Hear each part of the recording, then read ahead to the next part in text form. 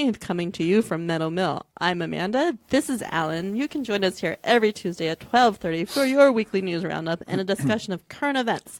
Please feel free to comment and ask us questions in the field below. How's it going, Alan? Good. How are you? I'm okay. Good. Are you feeling okay? I'm feeling okay. All right. Well, we'll get back to that later. Okay. You may not be feeling so good later. Oh, boy. Let's go ahead and start with something local. Okay. Well, according to Baltimore Fishbowl, Baltimore went 6 full days without a murder last week. Wow. Go Jmore. Amazing. From Monday at noon through Sunday at 2:30 p.m., no one was murdered in the city of Baltimore. There were several shootings that left victims wounded. A 20-year-old man shot in the shoulder in East Baltimore on Tuesday. A 27-year-old man with multiple wounds from a Thursday evening shooting in West Baltimore.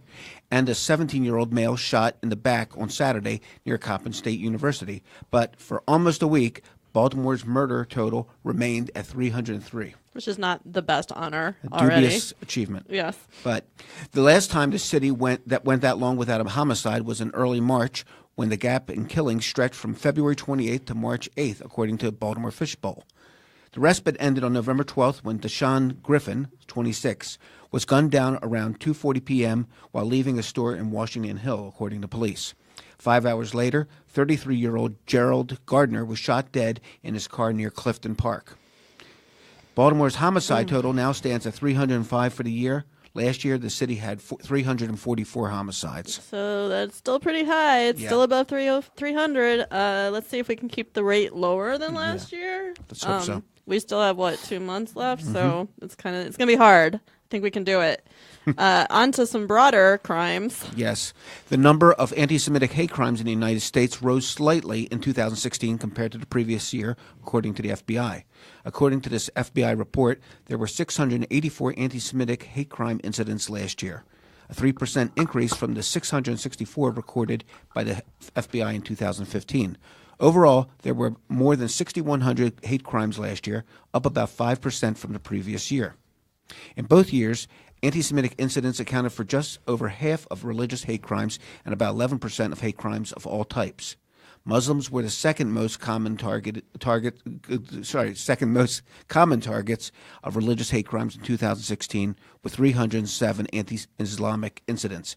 African Americans were the main target of hate crimes in general, targeted in 1,739 incidents, accounting for more than half of racially motivated hate crimes and about 28% of the total. I'm actually surprised that there's more anti-Semitic incidents than Muslim incidents, because I always feel like everyone's always attacking Muslims, but it's interesting. And you should know that we're reporting a story that the world-famous Nazi hunter Ephraim Zuref is actually coming to town. He'll be coming to Beth Tefillah on December 6th. And if you look on jmoreliving.com, you'll see the story. Tomorrow. It goes up tomorrow. Yep. And it's interesting because he notes in the story that Lithuania is probably in most need of help or awareness right now, that they still haven't come to terms with what they did during the Holocaust and pretty much killed their entire population of Jews, a lot of times without any Nazi assistance. Yep. So it's an interesting story. You can read that tomorrow on jmoreliving.com. All right, what else is happening? The latest in the Hollywood sexual assault scandal, which just won't end. Nope. Writer Jessica Teich has now accused actor Richard Dreyfuss of sexually harassing her constantly for 2 or 3 years in the 1980s, including exposing himself to her. Teich made the allegation in an article published Friday by Vulture.com. He created a very hostile work environment where I felt sexualized, objectified, and unsafe, she said. Teich said she was motivated to come forward by Dreyfuss's response to his son, who accused actor Kevin Spacey of groping his crotch when he was 18. Dreyfuss, 70, responded to Teich's allegations with a statement apologizing for his behavior and admitting to have been a expletive at the time, but said he was not an assaulter. Okay. Additionally, on Thursday, it was reported that a former writer on Mad Men accused the creator of the hit series, Matthew Weiner, of harassing her at work. A Baltimore native, Weiner has denied denied the allegations. Well, watch enough Mad Men. It's not that shocking, is it? If you're just joining us, this is Jmore's Need to Know on Facebook Live. Ask us whatever you like in the comments field below. Like, comment, and share at hashtag Jmore Need to Know. It is time for our Gal Gadot Yes, moment of the week. The latest from Wonder Woman. Well, the Israeli actress has reportedly refused to star in a sequel for the blockbuster Wonder Woman unless producer Brett Ratner is ousted from the project. Gadot is opposed to Ratner benefiting from her work because he has been accused of sexual misconduct, the Page Six gossip website reported on Saturday. Ratner's production company, Rat Pack Dune Entertainment, helped produce Wonder Woman as part of a co-financing deal with Warner Brothers. Quote, she's tough and stands by her principles. She also knows the best way to hit people like Brett Ratner is in the wallet, said a Warner Brothers source.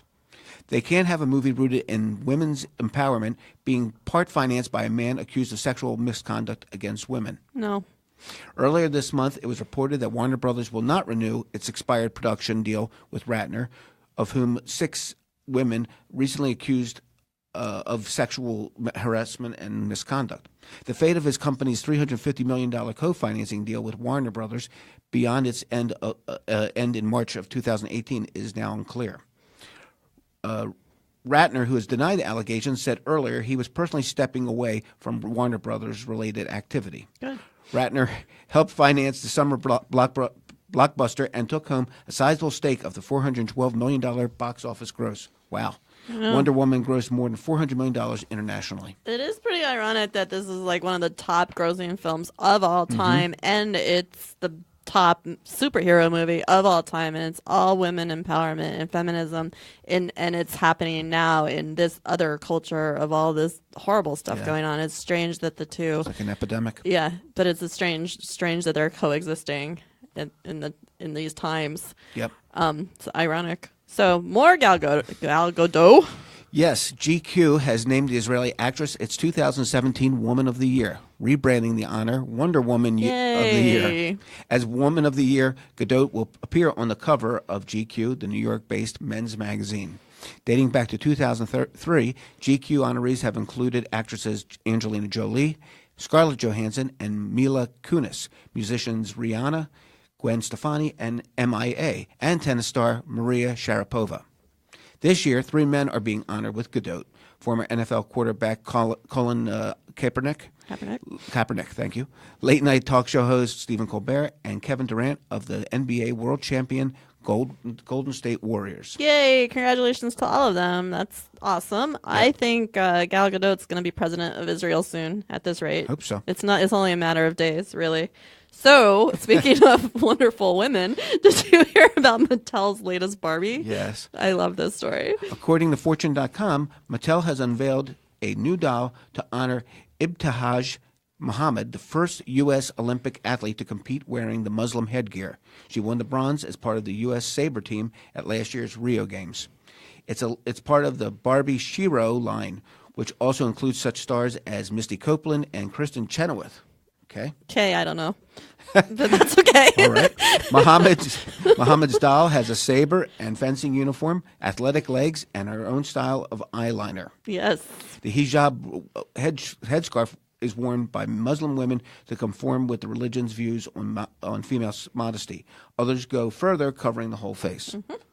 Mattel's Ibtihaj Muhammad Barbie doll will go on sale next fall. I kind of want one. I think that would be a good Hanukkah present gift, for me next year. All right. Put it on the list. Glenn, you hear that? Yeah, Glenn's going to get it for me. That's awesome. Okay. Thanks, Glenn.